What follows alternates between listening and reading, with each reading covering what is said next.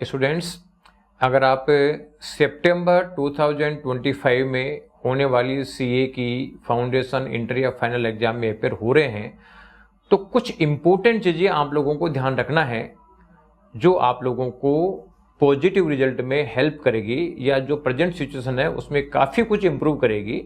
तो वो क्या क्या चीज़ें हैं यही मैं सब आपको इस वीडियो में बताने वाला हूँ।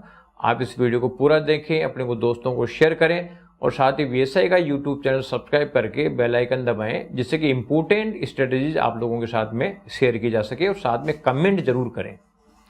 सबसे पहला इंपॉर्टेंट पॉइंट है कि execution matters more than just planning. बहुत सारे स्टूडेंट्स प्लानिंग कर लेते हैं और उस प्लानिंग को फॉलो नहीं कर पाते, क्योंकि प्लानिंग पे जब वर्किंग चालू करते हैं तो वो कई जगह स्टिक हो जाते हैं, आगे बढ़ नहीं पाते हैं और अपने आप को लो फील करने लग जाते हैं या डिस्करेज हो जाते हैं। तो सिंपल सी बात है कि आपने प्लानिंग कर ली और उसको एग्जीक्यूट नहीं कर पा रहे हो तो फिर प्रॉब्लम है।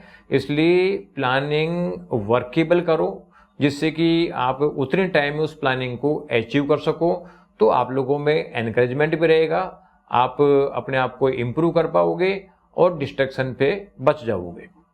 दूसरा इंपॉर्टेंट पॉइंट जो ध्यान रखने का है, complete your pending classes without delay. अगर आपकी अभी तक भी क्लासेज पेंडिंग है, लेक्चर्स देखने बाकी हैं, तो तुरंत खत्म करो। अब आपके पास में बिल्कुल भी टाइम नहीं है क्लासेज देखने का।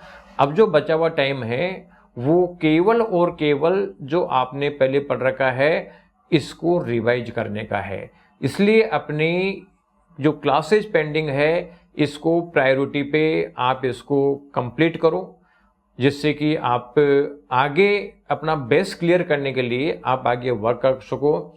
इसलिए अब आप लोगों को सब चीज़ों को ढंग से मैनेज करना है, तुरंत क्लास से ख़त्म करके रिलैक्स होना है जिससे कि फर्दर कंसोलिडेशन प्रोसेस स्टार्ट किया जा सके। थर्ड पॉइंट जो देखना है वो है make a study plan that matches your needs. Her student की नीड अलग अलग है। कोई स्टूडेंट पास होने के लिए एग्जाम दे रहा है, कोई रैंक लाने के लिए दे रहा है, कोई फर्स्ट रैंक लाने के लिए दे रहा है।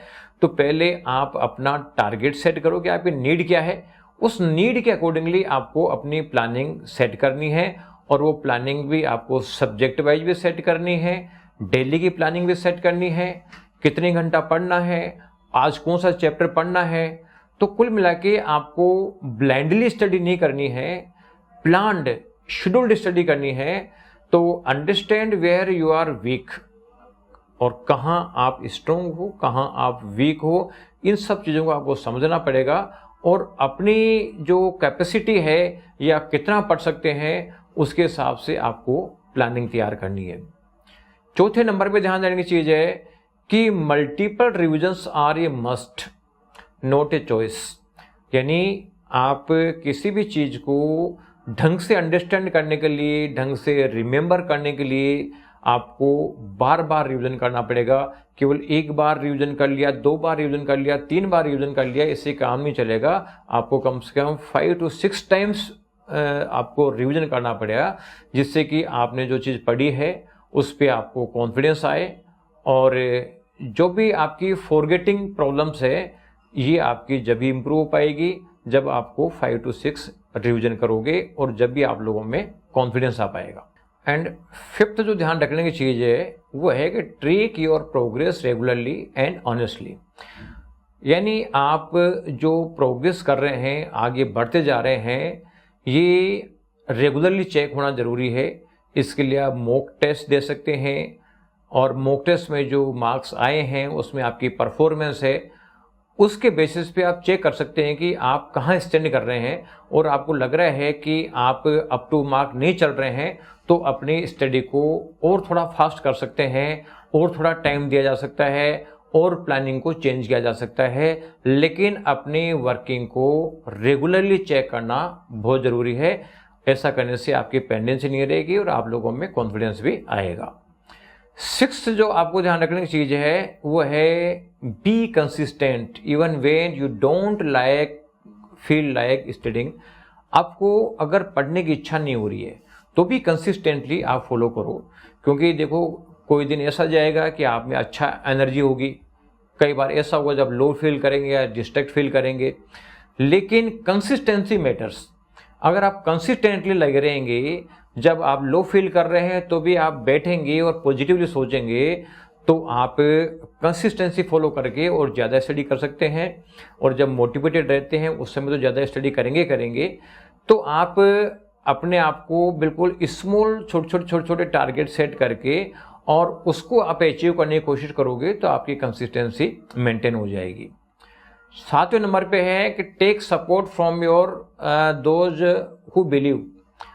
जिसमें आप बिलीव करते हो, जो आपको मेंटरशिप दे सकते हैं, जहाँ पे जिनसे बात करने में आपको पॉजिटिविटी मिल सकती है, ऐसे लोगों से आप संपर्क में रहें। और जैसे ही आपको लो फीलिंग आती है, ऐसे लोगों से बात करें, उनसे एनर्जी लें और एनर्जी लेके आप आगे बढ़ जाएं। ऐसा नहीं हो कि साहब मैं तो लो फील कर रहा हूँ तो आप अलोन हो गए, किसी से बात ही नहीं कर रहे। तो ऐसे केस में तो नेगेटिविटी बढ़ती है। अपने को नेगेटिविटी हटानी है तो पॉजिटिव लोगों से बात करनी है, पॉजिटिव लोगों से आपको सलाह लेनी है और फिर आगे बढ़ना है। और 8th पॉइंट जो आपको देखना है वो है think beyond exams, visualize your future. आप एग्जाम को देखना बंद करो, आप ये देखो कि अपने आप को फ्यूचर में आप क्या देखना चाहते हो। यानी आप केवल एग्जाम की प्रिपरेशन मत करो, आप प्रिपेयर करो for a life filled with respect, stability and success. यानी एवरी स्लीपनेस नाइट जो आपकी है, ये एक वर्द होनी चाहिए। आपको लग रहा हो कि हाँ यार, ऐसा करने से मेरे को रेस्पेक्ट मिलेगा, मेरे को अच्छा जॉब मिलेगा, अच्छा पैकेज मिलेगा और अच्छी पोजीशन मिलेगी, ये सोच के वर्क करो। केवल एग्जाम को पास करने के लिए वर्क मत करो। और 9वें नंबर पे आता है struggle is part of journey, don't run from it. जो स्ट्रगल होता है वो पार्ट ऑफ जर्नी होता है। यानी लाइफ में स्ट्रगल तो करना ही पड़ेगा। कोई भी पर्सन कितना भी बड़ा, चाहे वो बिजनेसमैन हो जाए या कोई पॉलिटिशियन हो जाए, यानी स्ट्रगल तो करना ही पड़ता है। इसलिए आप स्ट्रगल कर रहे हो, कुछ मिस्टेक्स भी करोगे, उस मिस्टेक से आप सीखो कि क्या गलतियां करी है और वो गलतियों से आप आगे फ्यूचर में क्या इम्प्रूवमेंट कर सकते हो। ये सब चीज़ें आप लोगों को सीखनी है। यानी कुल मिला के आप ट्राई करो और अगर फेल होते हो तो और आगे सीखो कि क्या गलती रही है, जिससे कि आप आगे से आगे बढ़ते रहो। तो स्ट्रगल जो है, इससे भागने की जरूरत नहीं है, स्ट्रगल तो आपको फेस करना पड़ेगा। वही आप लोगों के लिए आगे बढ़ने का तरीका होगा। तो आप स्ट्रगल की तरफ फोकस करें, उससे आप जी नहीं चुराएं। और लास्ट में है stay around positivity, it affects your mindset.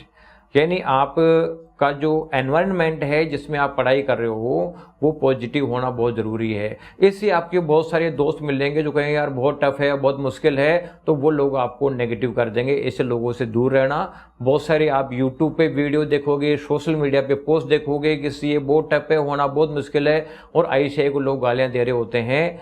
लेकिन ऐसा नहीं है। ICI एक सिस्टमेटिक मार्किंग स्कीम के थ्रू कॉपी चेक करती है। तो आप ऐसे लोगों से संपर्क में रहो जो पॉजिटिवली आपको मोटिवेट कर सकते हो और जहां जाने से आपको खुशी फील होती हो, जिससे कि आप आगे की तरफ बढ़ सकें और अपने नेगेटिविटी को हटा सकें। तो ये सारी चीज़ें आप ध्यान रखते हो तो आपको सक्सेस होने से कोई नहीं रोक सकता। आपका माइंडसेट सक्सेस का हो जाएगा।